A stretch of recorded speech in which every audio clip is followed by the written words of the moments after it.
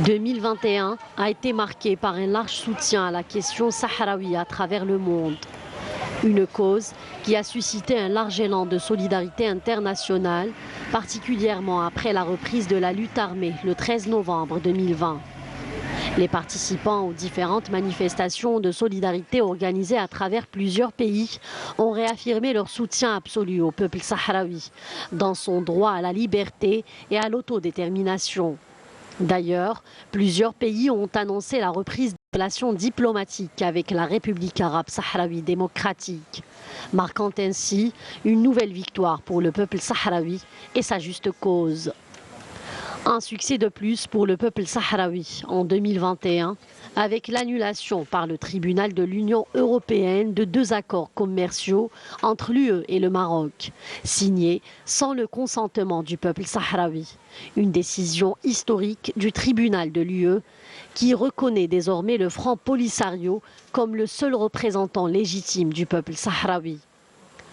Autre fait marquant cette année, sur le plan politique, la nomination de Staffan de Mistura comme envoyé personnel du secrétaire général de l'ONU pour le Sahara occidental en octobre 2021. Une nomination qui a suscité la réaction de plusieurs pays, notamment l'Algérie, appelant le nouvel émissaire à entamer des négociations directes entre les parties en conflit, le Maroc et le Front Polisario, rejetant de ce fait le format dit des tables rondes, jugé inefficace.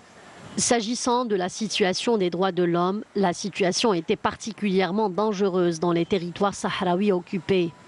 En plus de la violation du cessez-le-feu, cette année encore, le Maroc viole le droit international et les droits de l'homme, suite à son acharnement contre les militants des droits humains.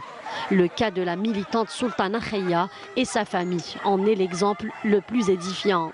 L'occupant a poursuivi ses violations des droits de l'homme au Sahara occidental, au vu et au su de l'Organisation des Nations Unies et de son Conseil de sécurité, malgré moult appels par les dirigeants sahraouis, les organisations des droits de l'homme sahraouis et internationales, ainsi que les groupes de soutien au peuple sahraoui pour que cessent les actes terroristes permanents commis contre le peuple sahraoui, notamment les défenseurs